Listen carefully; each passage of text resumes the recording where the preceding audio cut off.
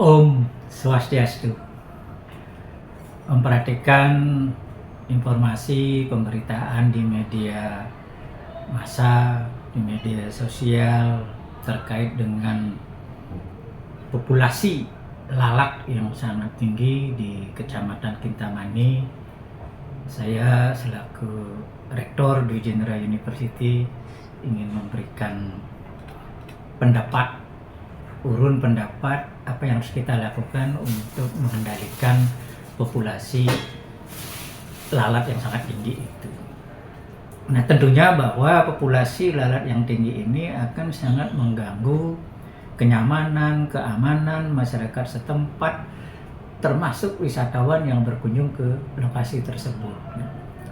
Memang berbagai upaya telah dilakukan oleh warga masyarakat, oleh pemerintah, komponen masyarakat yang ada di sekitar kawasan dengan melakukan penyemprotan baik kimia, non-kimia, menggunakan lem, dan kegiatan-kegiatan lainnya. Namun populasinya belum juga bisa dikendalikan dan bahkan semakin tinggi. Nah, saya berpikiran bahwa pengendalian lalat tidak dapat dilakukan secara parsial. Misalnya pada lokasi-lokasi tertentu atau titik-titik tertentu saja, kemudian sifatnya hanya hari ini saja, kemudian hanya dilakukan oleh para petani, oleh pengelola pariwisata, atau bagian-bagian yang lainnya, tetapi harus dilakukan secara sistemik, berbasis pada ekosistem. Nah, oleh karena itu pengendaliannya memerlukan adanya, kalau menurut saya itu adalah ada gerakan massal secara terpadu, terintegrasi, dan sinergi antar komponen-komponen masyarakat yang ada di kawasan itu sendiri, termasuk yang ada di luar kawasannya. Nah, gerakan ini bisa saja dikoordinasikan oleh pemerintah, apakah itu di tingkat kabupaten, kecamatan, termasuk di desa adat, desa dinas, itu dalam artian bahwa ada kegiatan-kegiatan yang bisa nanti dikoordinasikan. Utamanya adalah untuk menghentikan penggunaan pupuk kandang.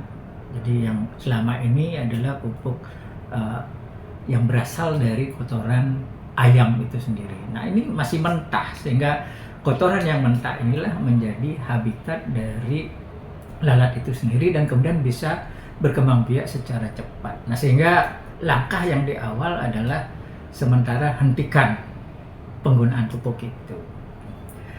Perlu diketahui bahwa kotoran ayam ini sekali lagi dia menjadi tempat, menjadi media, menjadi habitat pada lalat itu sendiri. Sehingga langkah yang dilakukan, kita hilangkan, kita putus rantai kehidupan dari lalat itu sendiri, yaitu dari kotoran ayam itu sendiri. Oleh karena itu, karena ini sudah terjadi, kotoran ayam sudah ada di sana, apa yang kita lakukan? Yang paling sederhana kembali adalah gerakan massal ini. Lakukanlah kegiatan composting di lokasi itu. Caranya yang paling sederhana adalah misalnya dengan membenamkan kotoran itu dicampur dengan tanah, kemudian bisa ditambahkan dengan fermentor atau ditambahkan dengan EM4, sehingga akan terjadi proses di sana, proses pelapukan, proses pembusukan, sehingga paling tidak bau dari kotoran ini tidak menjadi strong atau kuat, karena bau inilah yang menjadi daya rangsang bagi lalat untuk datang dan kemudian berkembang biak secara cepat, bau busuk itu. Sehingga sekali lagi, lakukan gerakan massal composting di lokasi itu. Dan saya sangat menyadari ini tidak akan bisa dilakukan oleh para petani semata. Mereka pasti akan kekurangan tenaga kerja. Oleh karena itu tadi saya menyampaikan dikoordinasikan bersama-sama. Gerakan ada di sana untuk melakukan composting itu. Ini yang paling sederhana sekali. Nah, sehingga para petani melakukan di daerahnya, di kawasannya, dibantu oleh warga masyarakat yang lainnya. Karena lalat ini pun juga akan berpengaruh terhadap masyarakat yang lain itu. Nah, sementara proses composting ini sudah dilakukan melalui gerakan massal itu, jangan lupa juga lakukan gerakan massal yang lainnya, yaitu pemurnian lingkungan.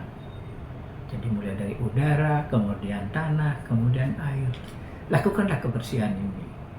Karena dengan melakukan pemurnian lingkungan, membersihkan lingkungan, maka kita akan menjaga lingkungan itu tidak menjadi sarang dari lalat itu sendiri. Di sini kita ubah, kita hilangkan medianya, kemudian lalat ini akan bisa berpindah. Oleh karena itu, di tempat-tempat lain ini kita jaga lingkungan itu melalui pemurnian. Dengan menggunakan apa? Ada yang sudah digunakan oleh warga masyarakat, misalnya dengan menggunakan ekoenzim. Dan ini sudah terbukti penggunaannya dan bisa hasilnya juga positif, hasilnya juga sangat bagus, bermanfaat bagi perbaikan kondisi lingkungan kita. Nah, sehingga bagi saya penggunaan media, penggunaan misalnya larutan seperti M4 untuk mempercepat proses pembusukan, kemudian kita menggunakan ekoenzim untuk pemurnian lingkungan, ini yang bisa dilakukan secara natural. Memang langkah yang paling terakhir itu bisa dilakukan dengan penyemprotan zat-zat kimia, tapi itu akan berbahaya bagi lingkungan, bagi kita sendiri, karena itu adalah produk-produk pertanian yang akan kita konsumsi. Nah, oleh karena itu sekali lagi pikiran saya sederhana, lakukanlah gerakan massal yang melibatkan seluruh komponen masyarakat, kemudian berkaitan dengan ekosistem yang ada di wilayah Kecamatan Kintamani itu sendiri. Sehingga secara fisik, secara kimia, secara biologis, secara ekologis, maka lingkungan kita akan bisa kita jaga. Dan saya meyakini lalat itu pun perlahan akan semakin menurun populasinya dan bisa kita kendalikan. Sekian, terima kasih. Om Santi, Santi, Santi. Om.